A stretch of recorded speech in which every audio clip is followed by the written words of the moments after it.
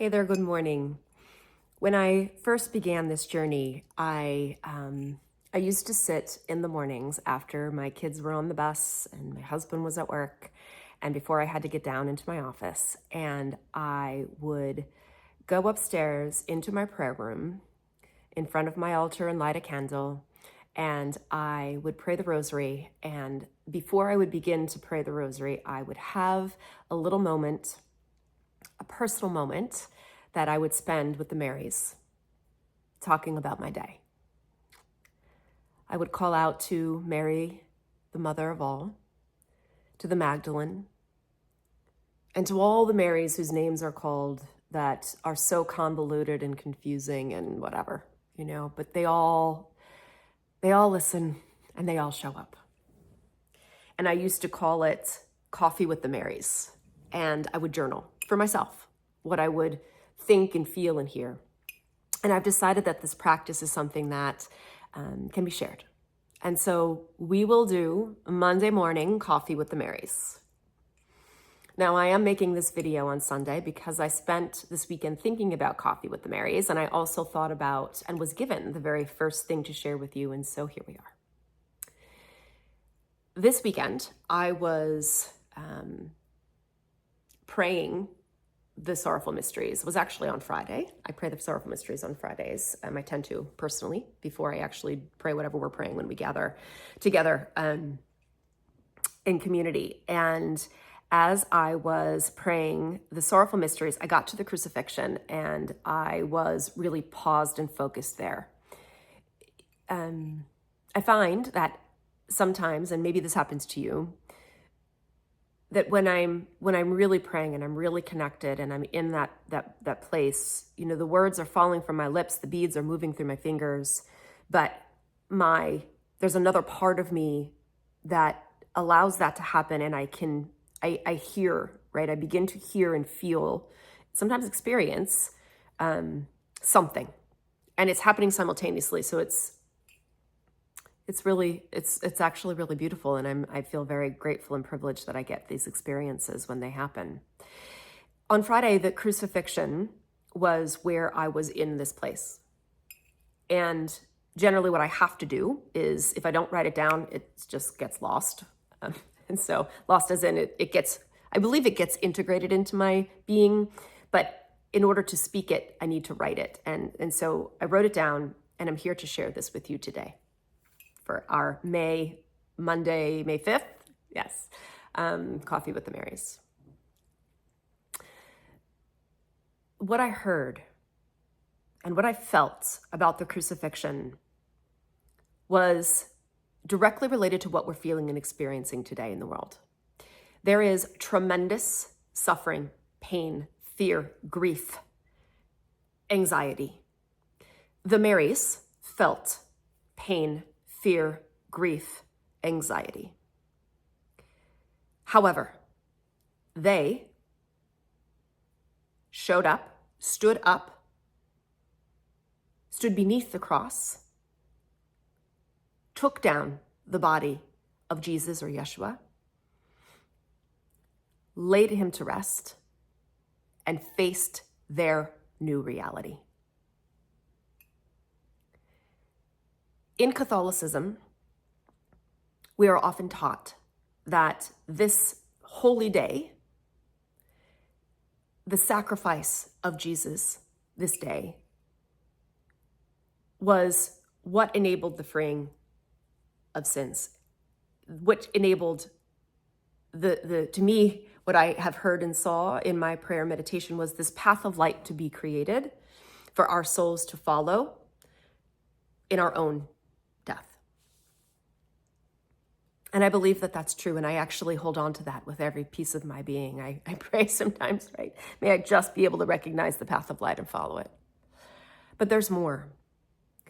What I heard and what I believe is that we are called to recognize right now that in the midst of all of the things happening around us, the grief, the fear, the anxiety, the sadness, it's like paralysis to some extent, right, of our bodies and minds, the wanting to numb out until this goes away, is the last thing that we should be doing, because we have to remember this. And if there is a piece of hope in the resurrection and the story of the resurrection of Christ following his own crucifixion, it is this.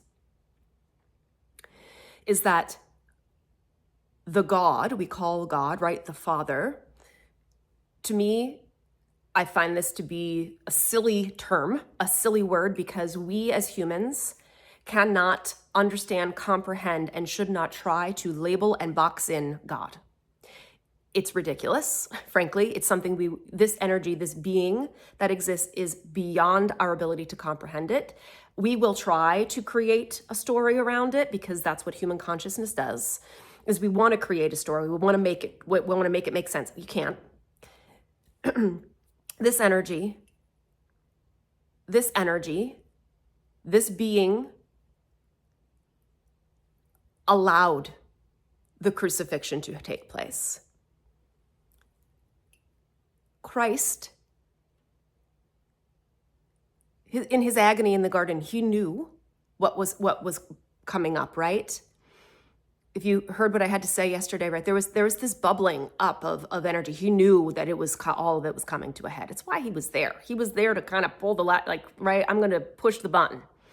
He knew that this was going to result in something, probably he was going to be put to the test.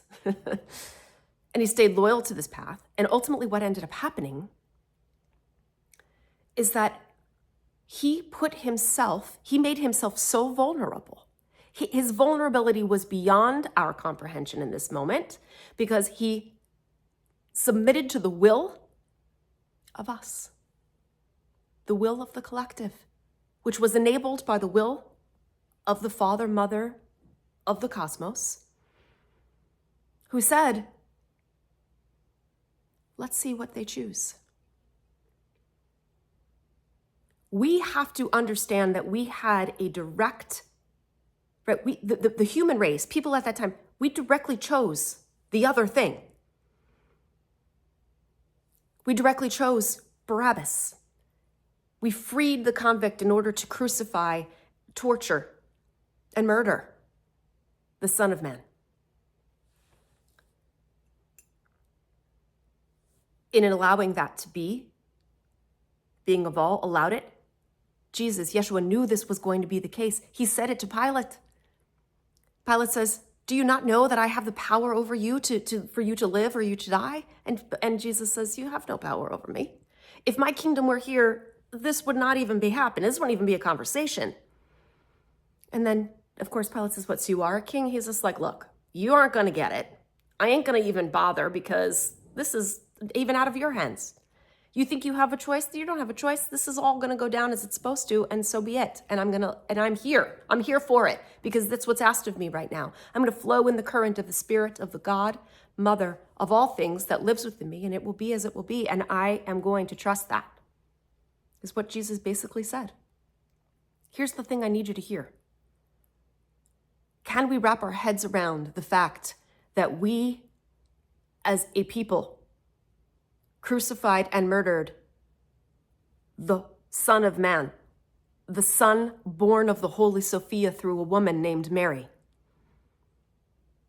We chose that. We crucified the Son of God. And I am sitting here before you to tell you this story. To be here to tell you what I hear, what is here.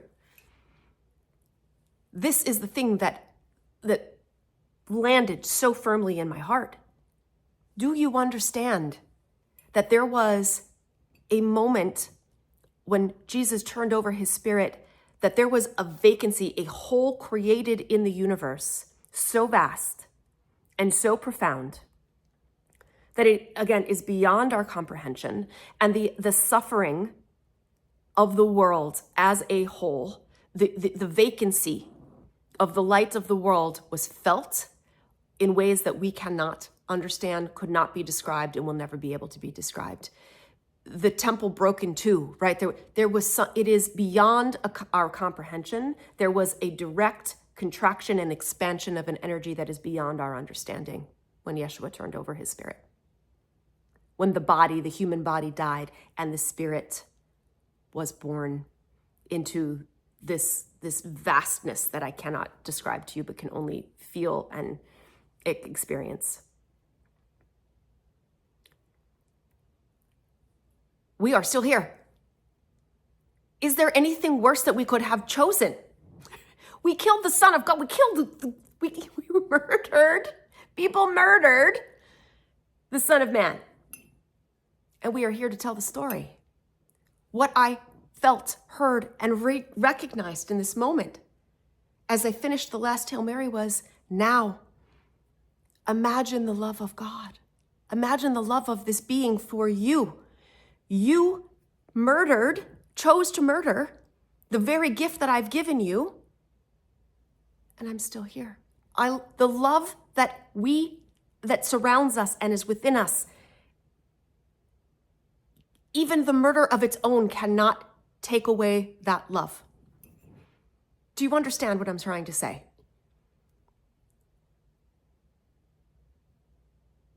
There is nothing we can do that can make the love of this entity that gave us life turn away from us. Nothing. Nothing. Not even the murder of its own child. Let that sink into your being. Let that be something you think about this week.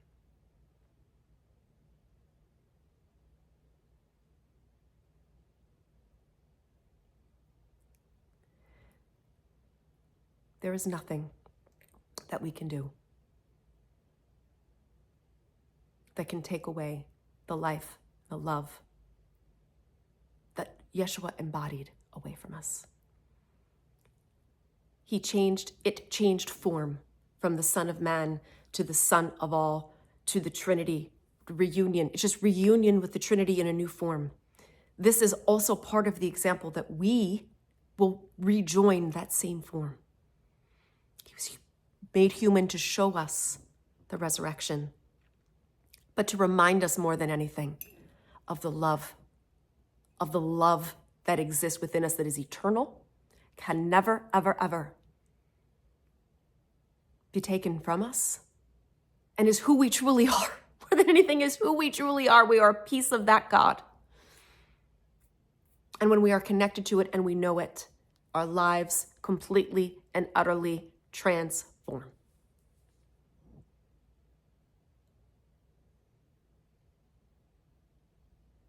I will tell you right now, I didn't want this to be longer than 15 minutes. I will tell you right now that I am a woman who deeply believes that this teaching of Catholicism that Jesus died willingly for our sins is farce.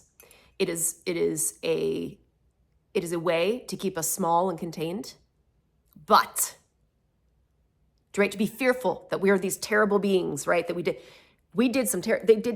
human beings, they killed the Son of Man. The lesson is not that Jesus saved us. The lesson is that we need to save ourselves by understanding the love of the God that is within us, that even killing his Son was not going to be something that can take away your ability to save yourself by willingly showing up to heal yourself so that we can change and transform the world around us. That's the saving. The Savior is the path of light that Jesus walked to say, hey, guess what? I love you. No matter what, I love you. No matter what, this force, the force I come from, will just transform you as it transformed me to show you who you are. That is a love beyond our comprehension. Let it sink into every cell of your body. Let it be etched into your heart. Let it be burned into your intellect, into your thinking mind. That is how much you are loved. There's nothing you can do. What you need to do is to understand that and to let it break you open so you start to walk a path that leads you back to this place, or to the place of understanding the love that lives within you, to heal yourself, to heal others, and to heal yourself. And to so we heal the world. Have a great week.